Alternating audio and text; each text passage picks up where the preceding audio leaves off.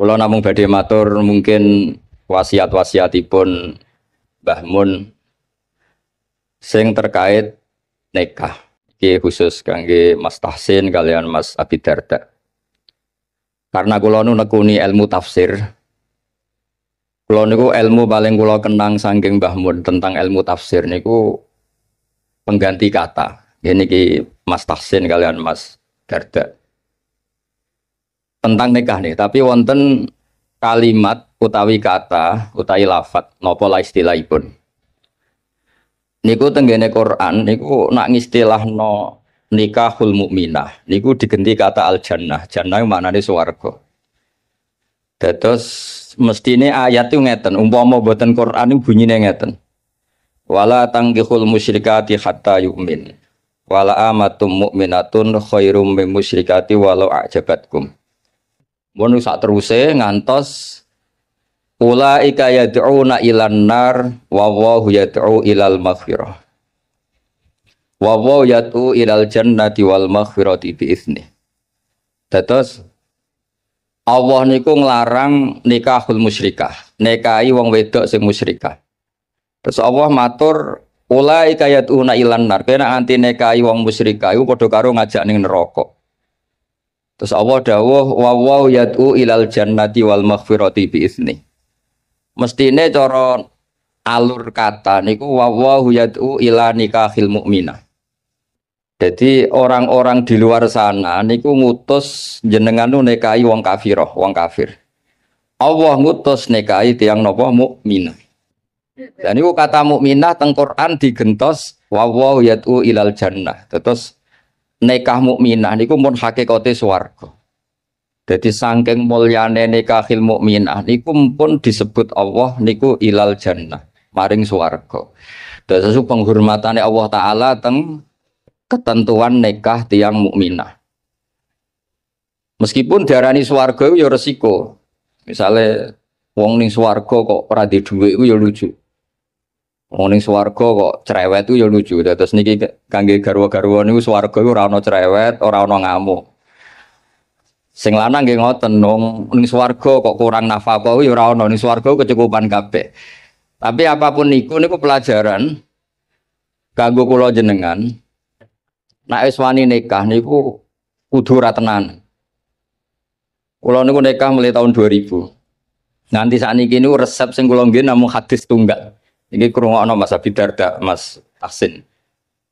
Gini ku dawuh Kanjeng Nabi ketika ngandani sahabat Abdurrahman bin Auf, kadang ngandani Jabir beberapa sahabat. Niku dawuh Kanjeng Nabi halla bikron tola ibuha wa tola ibuka. Kowe nak nikah iku pokoke mula abah iku dolanan. Sebagian riwayat halla bikron tudhahikuka wa tudhahikuha. Kowe rabi prawan, kowe ya guyu, dekne ya guyu. Sebagian riwayat halla bikron tuda ibuha wa tuda ibuka. Dados semua itu mengarah nek wani nikah niku kudu wani mula abah. Mula abah iku ora penting, ngomong sing ora penting. Dolanan. Kula ngantos sak mangke niku kula nate teng Jombang, nate teng Putih-Putih niku bojo kula ditakoki tamu niku nggih goleki kula. Ngerti-ngerti ning Jombang, kadang ning Jakarta. Mboten nate pamit tuh.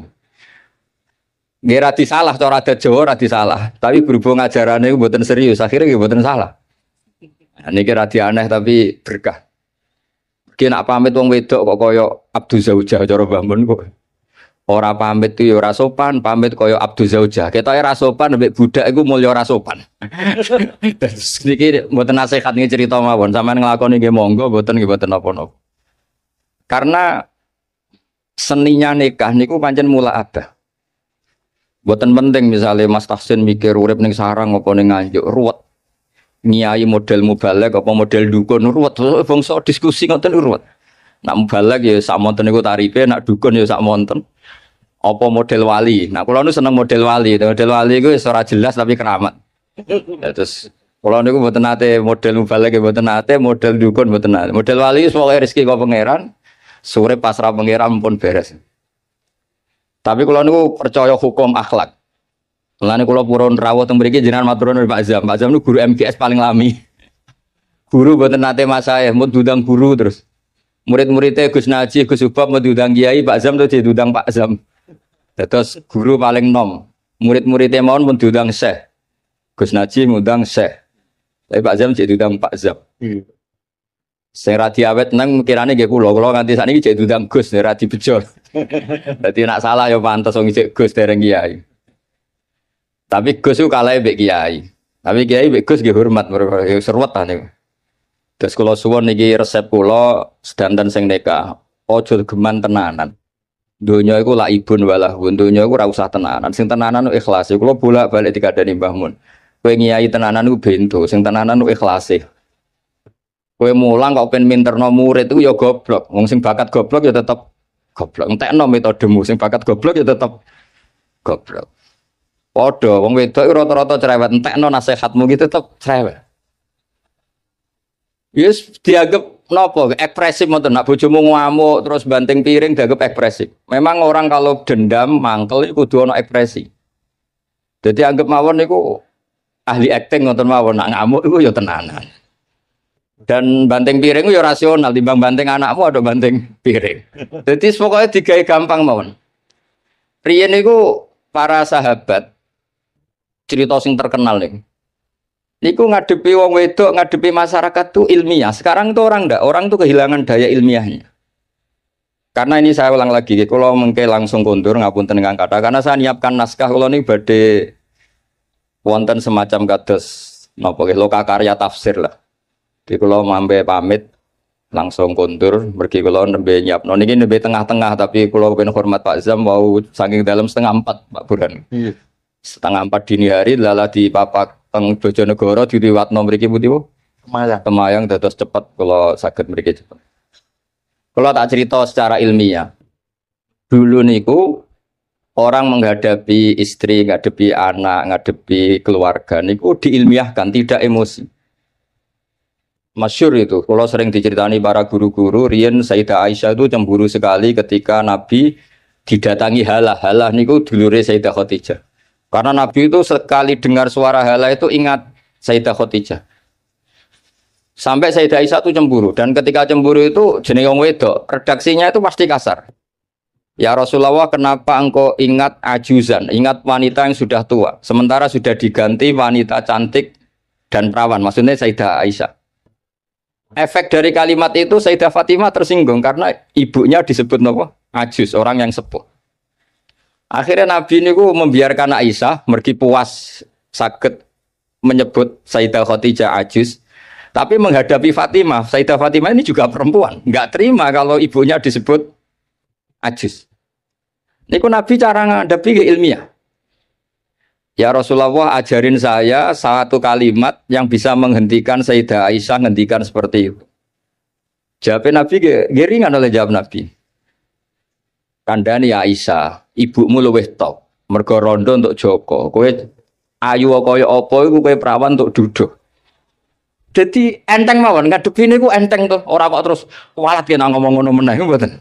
Wong wedok diancam kualat tuh mboten ngefek pun ngate terus. Mboten ngefek. Jadi dihadapi secara ilmiah. Akhirnya Aisyah mikir, wong aku ayu ning ngene piye untuk Kanjeng Nabi pun gadah garwa. Khadijah pun rondo angsal napa? Joko. Mun baton niku Sayyidah Aisyah mun mboten nate bakas-bakas malih. Jadi dulu itu orang itu menyelesaikan sesuatu dengan ilmiah. Kalau bolak-balik matur, kowe nak di bojo lagi ngamuk, iku berkah gede. Mergo nak ngamuk iku paling biayane mau sabar tok. Tapi nak rukun malah ngajak neng mall mahal.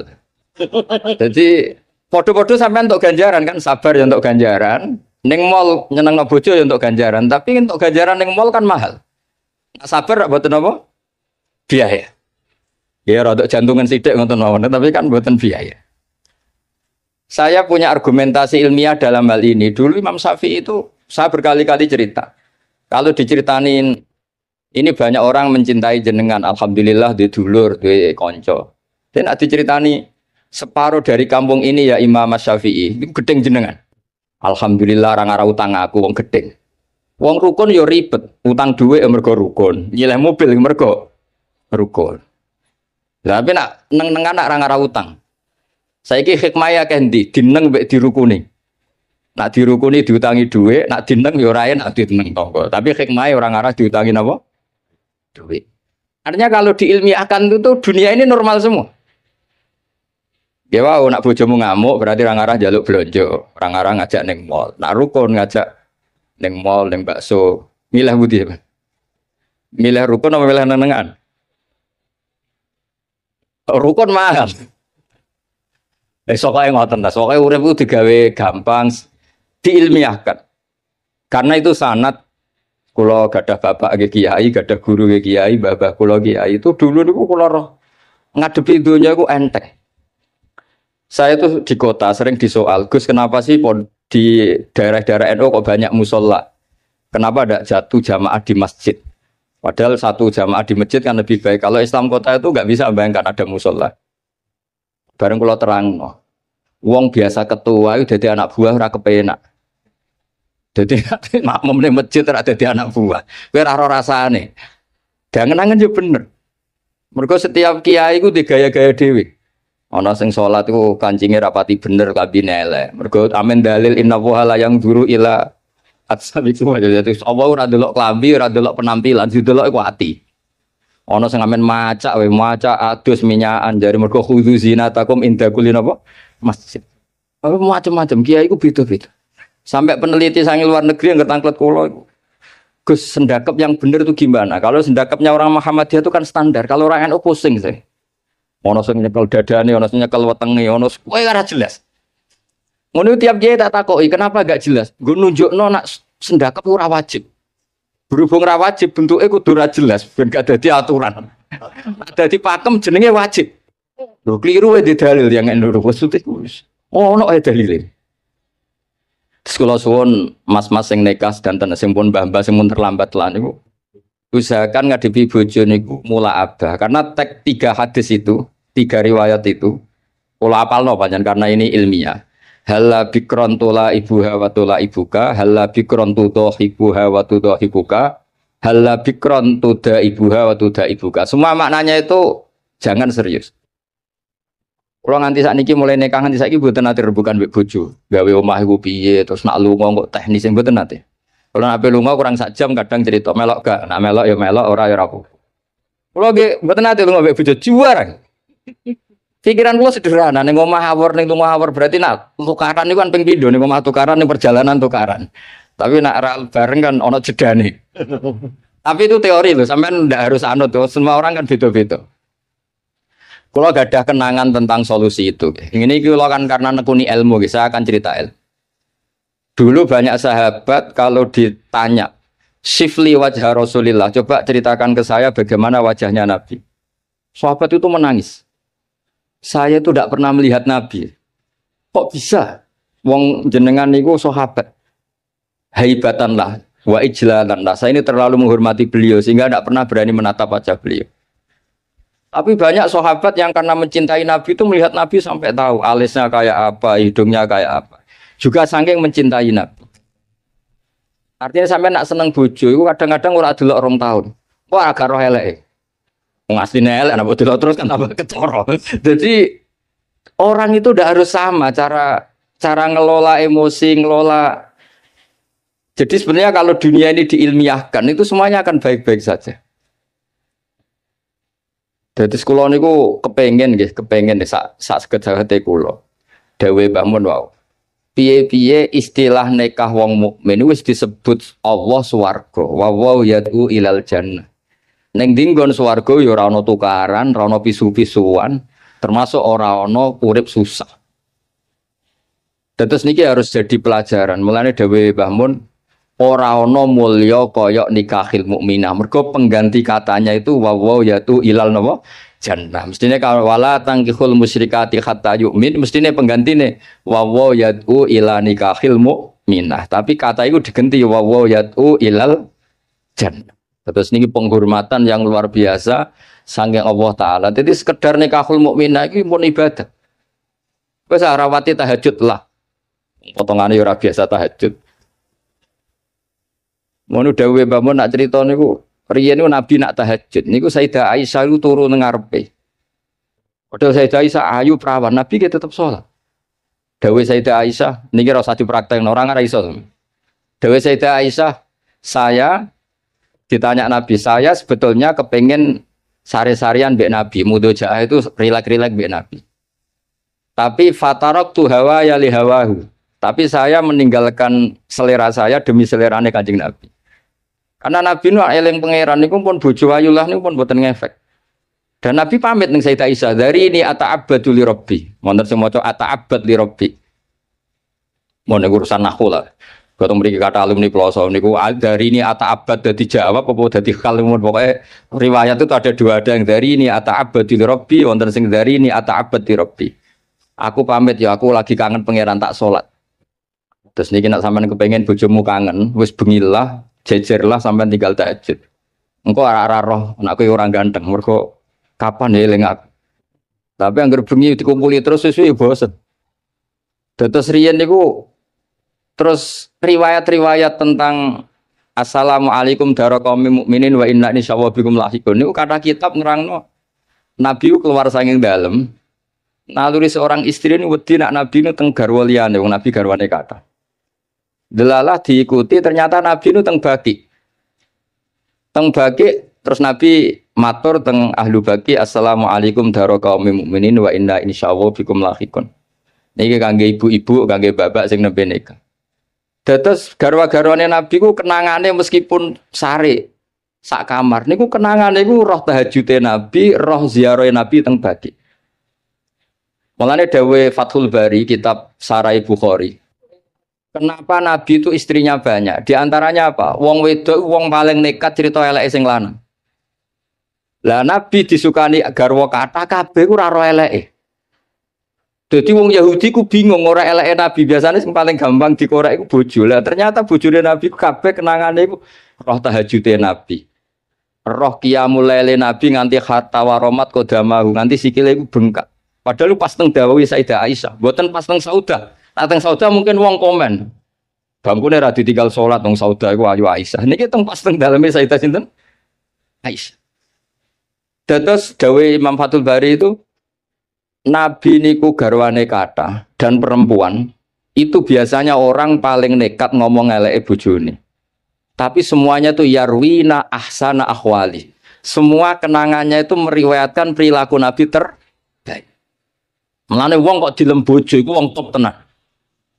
Ayo tak boleh ibu-ibu tak boleh. Tak kon ngelem bojone 5 menit nak iso. Tak kei dhuwit. 5 menit mau.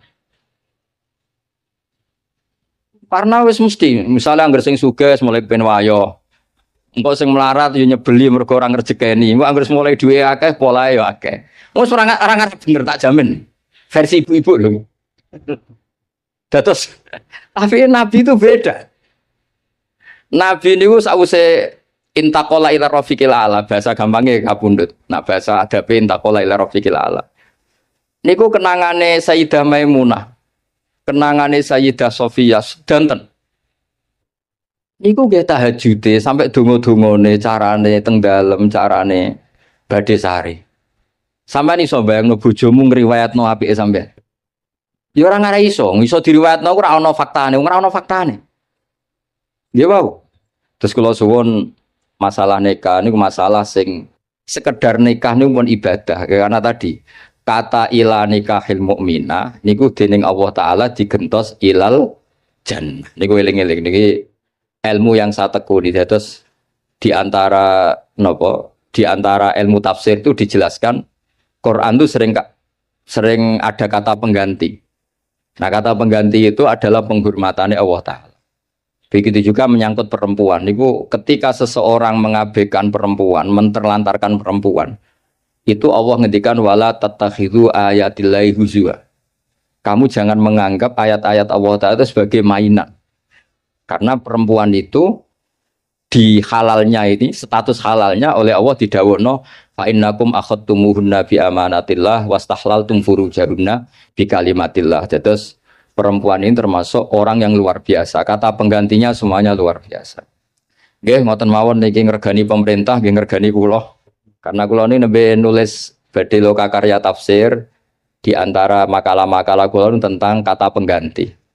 Nggih wau, supaya kula suwun sing nikah napa sing pun sepuh sedanten yakinilah bahwa sekedar nikah mukminah niku mun ilal jannah eling-eling. Lah ciri khas warga iku ora ana tukaran, ora ana kangelan, ora ana debat, Pokoknya semuanya nyaman. Nah, di sini pentingnya makalah-makalah baiti jannati omahku iku swargaku. Wong swarga kok tukaran, wong swarga kok ora di dhuwit iku ya ora pantes. Tapi ora usah diterusno. Swarga kok bojo elek sing lanang elek wis. Lah niku ora usah diterusno niku. Tapi yang jelas kula matur mboten saged kata-kata guys niku mawon mugi barokah. Al-Fatihah.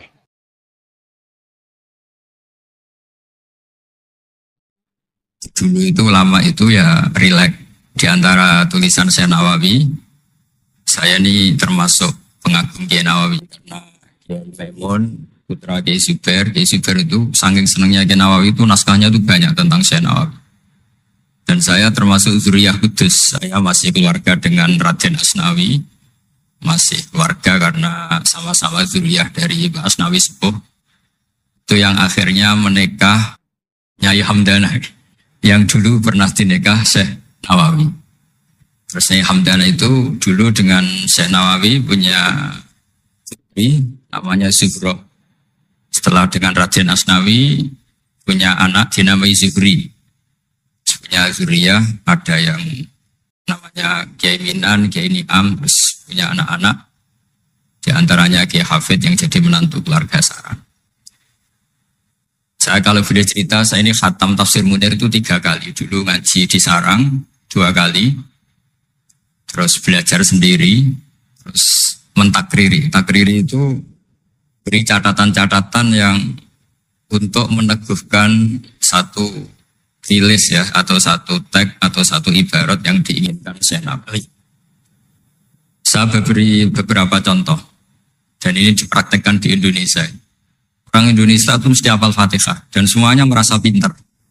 Itu ya barokahnya Syekh Nawawi, karena kata Syekh Nawawi itu semua Quran dikumpulkan di Fatihah. Fatihah itu dikumpulkan di Bismillah. Bismillah itu dikumpulkan di Ba. Baknya saja masih dikorting di titiknya saja. Jadi kalau orang bisa titik itu sudah menguasai satu Quran. Karena pikirannya Syekh Nawawi itu semua Quran itu menerangkan tauhid, dan tauhid itu dimulai dari Ba. Ba itu bi kana makana wa bi yakunu mayakun. Jadi karena saya, kata Allah, yang ada menjadi ada, yang enggak ada juga menjadi akan ada kalau Allah menghendaki wujud. Sehingga dulu Syekh Nawawi itu sudah sukses membuat pikiran kita itu rileks. Kalau enggak bisa Quran semuanya ya Fatihah. Kalau Fatihah enggak bisa ya baca Bismillah. Setidaknya orang Islam itu enggak boleh tercerabut dari Quran. Sehingga saya kalau baca teks-teksnya Syekh Nawawi itu punya pengaruh besar di cara pandang kiai-kiai Indonesia. Di antara yang paling monumental, dan setelah ini saya akan tidak menambahi juga tidak mengurangi, adalah Syekh Nawawi cara menganalisis surat Ar-Rum.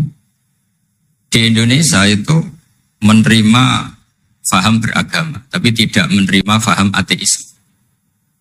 Itu dulu zaman Rasulullah SAW sugeng, itu ada kekuatan besar, yaitu Romawi dan Persia. Singkat cerita, Persia ini tanpa nabi, tanpa kitab suci, yang Romawi ini punya nabi dan punya kitab suci. Meskipun versi mereka. Ketika orang Persia mengalahkan Romawi, itu nabi terus dicibir, diolok-olok sama orang kafir Mekah. Muhammad, kawan kamu yang punya kekuatan langit, maksudnya punya kitab suci, ternyata kalah. Paling kamu juga kalah dengan kita yang tanpa pegangan langit.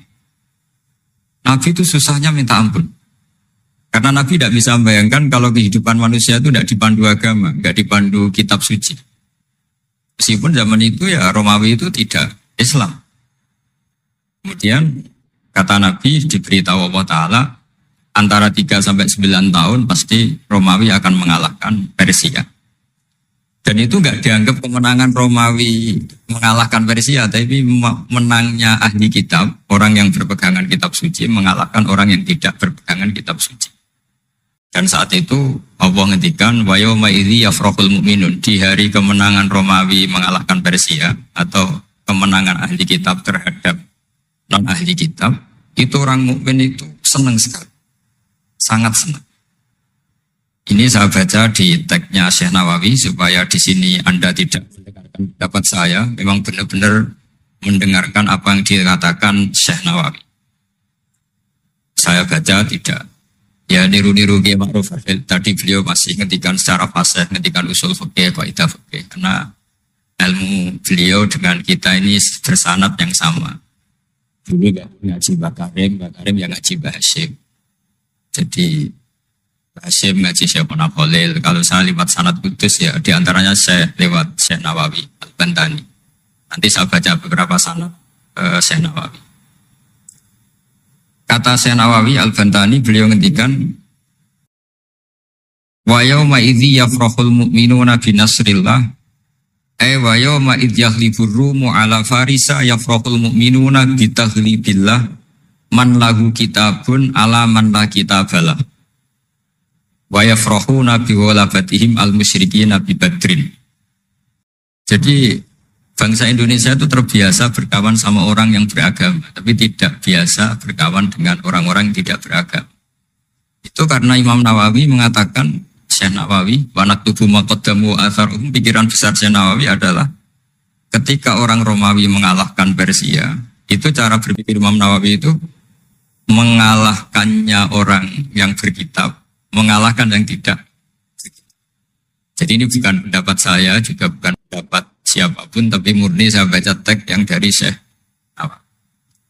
Sehingga kita secara psikologi, kita ini kan misalnya saya aja lah contohnya. Misalnya saya miskin, ada petinju, orang miskin kulit hitam bersama orang kaya. Kalau yang menang yang miskin tuh ikut senang, padahal ya tidak ikut menang. Karena kayak terwakili. Dulu kata Syekh Nawawi, itu juga pikirannya begitu. Ini saya baca ini kata Syekh Nawawi. Misalnya seperti itu zaman itu. Wa sababu nuzuli hadil ayat annahu kana baina Faris war Rum qitalun. Wa kana al musyrikun yawadduna antaghliba farisu ar-Ruma. Di anna Faris kana majusian ummiyin wal muslimuna yawadduna ghalabatar Rum ala Faris liqaunihim ahlal kitab. Jadi dulu itu kata Syekh Nawawi, pikirannya orang Islam, boyo yang menang itu ahli kitab karena sama-sama punya agama, punya peradaban. Jangan sampai yang menang itu yang tidak punya kitab, tidak punya peradaban. Jadi itu saya yakin yang mengilhami kita, para kiai kita bikin Pancasila diantaranya yang membentuk Pak Karno, karena Pak Karno ya dulu ngaji sama Agus Praminoto, ngaji sama orang-orang pintar. Kita ini berketuhanan. Jadi itu ciri khas Syekh Nawawi di antaranya. Kemudian beliau menganalisis kemenangan. Kemenangan itu ketika orang Islam sudah kuat. Ini halaman 424. Ini nanti kita bisa tinggal di sini sebagai hadiah sama Bisyauki sama warga besar Pondok Tanah. Nabi itu orang yang nggak suka duniawi, tapi kenapa sih Nabi harus menang? Nabi Sulaiman akhirnya menang, Nabi Dawud akhirnya menang, Nabi Ibrahim ya akhirnya menang, Nabi Musa akhirnya juga menang, dan Rasulullah SAW juga akhirnya mengalami kemenangan. Itu cara menganalisis Syekh Nawawi Al-Bantani. Kata beliau, iqamati alamatir riyasah, supaya kepemimpinan Islam itu kelihatan. Fala yabqa mayaqdiru alal ikrah alal kufri. Jadi kalau kita menang, baik secara politik maupun ekonomi atau kultur, setidaknya tidak ada lagi kekuatan manapun yang memaksa kita untuk menjadi kafir, atau menjadi salah. Kita tahu misalnya di beberapa negara di Eropa, barokahnya orang Islam kaya, ya pemain bola dulu tuh kalau puasa susahnya bukan main. Gara-gara klubnya dibeli umat Islam itu, malah cari tukang adzan di stadion itu, karena yang punya sudah orang Islam. Itu contoh kekuatan ekonomi. Dulu kita mungkin mengalami pengajian itu kayak apa susahnya. Sekarang ketika banyak orang-orang yang dari dunia kiai cakep, sekarang ya nyaman. Jadi di antara alamatnya tamkinu hadatin adalah wala yumakkinan nalagum dinahumul ladir tatu alagum walaibat dilanagum mimba di khawfim amna. Ciri utamanya adalah tamkin fil ard. Merasa beragama itu nyaman, tidak ada yang enggak. Itu zaman itu Syekh Nawawi sudah menganalisis kenapa sih Nabi harus menang. Kata beliau supaya layab ko mayakdiru alal ikrah alal kufri. Ini tafsir di ayat wa yahdiyaka sirata mustaqima ketika Syekh Nawawi menerangkan kenapa Nabi harus menang di halaman 424 surat Al-Fatihah. Jadi itu sisi-sisi betapa Syekh Nawawi itu luar biasa. Terus menyangkut kiblat. Dulu ramai sekali di Indonesia kalau kiblat harus presisi betul, harus ditertibkan betul. Tapi ternyata masjidnya para wali dan para orang-orang soleh itu ya kayaknya asal madep mulon itu ada yang komentar itu kenanya Afrika atau Mesir entah. Tapi Syekh Nawawi zaman itu ngendikan setelah beliau cerita presisi, beliau ahli falak. Saya tahu banyak keahlian beliau falak karena saya punya kitab dulunya Syekh Nawawi. Namanya Syiarus Salikin, itu karangan beliau, Syekh Abdus Somad. Itu kata beliau selain menukil pentingnya presisi kiblat, tapi beliau tetap menukil itu ngutip Waruwiya an Ibni Abbasin annahu qol al-baitu qiblatun li ahlil masjid wal masjid qiblatun li ahlil haram wal haram qiblatun li ahlil masyriq wal maghrib. Wa hadza qaulu Malik. Jadi karena orang Jawa itu rata-rata kiai itu mesti baca tafsir Munir sehingga ya dianggap enteng saja. Ya sudahlah pokoknya kira-kira madhep mulon itu. Karena kalau masjid dipresisikan detail, nanti pertanyaannya juga yang sudah mati-mati harus dipresisikan karena wajib madhep kiblat itu tidak hanya sholat, tapi juga orang yang sudah meninggal itu bisa ribet itu. Ya kalau yang mbahnya wali jenazahnya masih utuh, kalau yang enggak wali kan sekliwat itu karena sudah enggak ada bentuknya. Makanya dulu ada bionanya kiai mau dipindah itu utuhnya enggak boleh. Jangan, kalau mbah saya wali saya keren, jasadnya utuh. Kalau mbah saya enggak wali. Jadi ya, tapi apapun itu saya cerita betapa efek dari pikiran besar Syekh Nawawi itu mempengaruhi kita sehingga dulu masjid-masjid, musola-musola itu ya tetap hati-hati lah, tapi ya tetap saja agak longgarnya. Karena beliau tetap mengutip wal haram kiblatun lil ahlil masyriq wal maghrib. Jadi tidak hanya Mekah dengan makna Ka'bah atau dengan makna Masjid Haram, tapi semua tanah. Dan itu bisa 25 atau 20 kilo persegi. Kemudian ini biar benar-benar halnya Syekh Nawawi. Jadi saya tidak cerita pikiran saya, tapi murni cerita Syekh Nawawi, murni cerita Syekh Nawawi. Saya punya naskah banyak karena memang saya nekuni betul. Saya khatam, kalau enggak 3 kali saya khatam tafsir Munir. Ketika beliau menafsirkan fa inna hizballahi humul ghalibun. Ini favorit saya di Syekh Nawawi. Pasukan Allah itu pasti menang, ya. Pasukan Allah itu pasti menang. Tapi beliau dengan unik menjelaskan, ya ini supaya benar-benar Syekh Nawawi ya, tidak menambahkan, tidak mengurangi. Di halaman 278, jadi ngaji pakai kitab itu untungnya 2. 1 mengutip, 2 terus gak usah mikir gitu. Jadi baru saya mikir nanti salah di depan orang-orang pinter malah sakit atau goblok gitu. Tadi kalau nukil kan aman. Paling salah baca. Kayaknya enggak lah, saya pernah ngaji 3 kali. Kayaknya enggak. Tapi kalau misalnya salah itu apa-apa. Bismillahirrahmanirrahim. Fa inna hizballahi humul ghalibun. Syekh Nawawi wa may yattakhidum saterusnya terus hum al-ghalibuna ala a'daihim bil hujjah fa innaha mustamirratun abadan amma bisolah wa daulah faqad dighlabun. Ini termasuk yang unik dari Syekh Nawawi. Kata beliau, Islam itu akan selalu menang secara argumentatif. Bu ada sekolah perbandingan agama, bu ada kajian agama. Asal yang dikaji Islam ya, bukan orangnya. Kalau orangnya ya macam-macam. Itu pasti argumentasinya itu meyakinkan karena hujah bahwa Allah itu satu, bahwa kita harus berakhlak, kita harus meninggalkan narkoba, harus meninggalkan perzinahan. Itu argumentasinya mantap, secara uluhiyah mantap, secara sosial juga mantap. Tapi kalau secara kekuatan politik mungkin akan selalu ada, meskipun inginnya kita tidak ada. Orang-orang Islam yang minoritas di negaranya, atau dengan tanda kutip tertindas di negara. Zaman itu Syekh Nawawi sudah ngendikan, yang pasti menang itu bil hujjah, fa innaha mustamirratun abadan. Ini di halaman 278. Amma bisolah wa daulah fatadillatun. Kalau kekuatan struktural negara atau politik atau ekonomi, ya namanya hukum sosial ya kadang kalah. Dan itu dibuktikan secara lahir. Dulu Rasulullah itu pernah kalah di perang Uhud secara lahir. Ya karena itu fisik. Tapi kalau argumentasi logika Islam itu tetap kul falillahil hujjatul baligh. Logika Islam adalah logika yang kelima. Saya kalau didatangi beberapa dosen dari Jogja, saya sering cerita. Logika Islam yang paling kelima itu diantaranya saya sering memberi contoh, Ini misalnya saya megang kertas, ini besi. Pasti orang itu bilang besi sama kertas itu kuat besi. Tapi Anda salah. Secara materi memang besi lebih kuat ketimbang kertas. Tapi masalahnya yang mengendalikan saya ingin menghancurkan besi sementara ingin menyimpan. Artinya Islam itu mengajarkan kita itu kabeh biadillah. Apa artinya besi kalau di bawah rencana dihancurkan?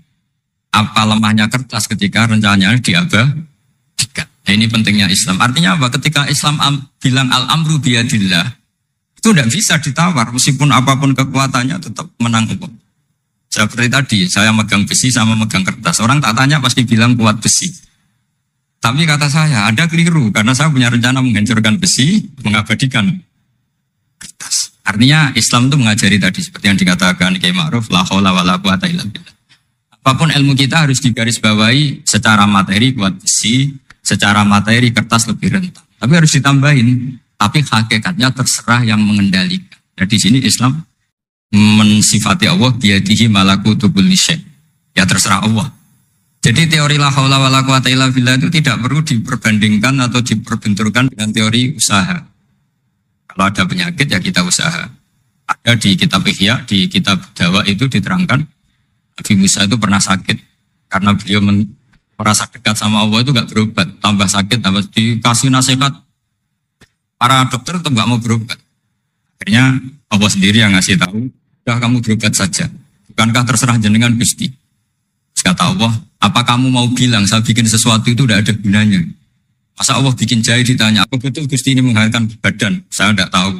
Saya bikin juga agak jelas. Kan nggak mungkin seperti itu. Tetap kata Allah, fa'ena atau hikmati. Lalu hikmah saya bikin sesuatu dengan fungsi tertentu, lalu gunanya apa? Kalau semuanya tidak ada gunanya. Sebenarnya itu Nabi Musa percaya atau mau ikhtiar dengan obat. Tapi obat saja tidak cukup. Al-amru biyadillah. Saya sering kalau ngaji bilang, kita takut COVID, ternyata nyuwun sewu mati kita kecelakaan. Kita takut penyakit tertentu membunuh, ternyata mati kita kesetrum listrik. Tetap kita butuh tawakal. Meskipun bersamaan dengan itu tetap ada usaha melawan COVID, ingin menghilangkan penyakit-penyakit. Tapi tetap al-amru biyadillah. Sehingga ada keserasian syariat dan keserasian hakikat. Tapi saya pastikan Syekh Nawawi ini memang luar biasa. Jadi beliau menghentikan banyak hal yang menurut saya itu luar biasa. Jadi saya mengkaji tafsir Munir itu di antara khas-khas beliau adalah beliau bisa cerita tentang tentang kekuatan-kekuatan Allah Ta'ala dengan cara yang rileks. Kemudian kenapa kiai-kiai Indonesia itu ngadepi orang fasik itu tenang, tidak langsung antipati seakan-akan fasik selamanya. Yang soleh juga tidak jumawa seakan-akan soleh sampai mati. Karena kata saya Nawawi itu ketika menafsirkan wa yu'adzibal munafiqina insya'a aw yatub. Namanya hukum sosial sudah saja yang sekarang fasik suatu saat soleh, yang sedang soleh suatu saat fasik. Karena Allah itu bisa saja merubah. Orang munafik yang kayak apa biadabnya, kayak apa salahnya, itu Allah ketika cerita tentang dirinya wa yu'adzibal munafiqina insya'a.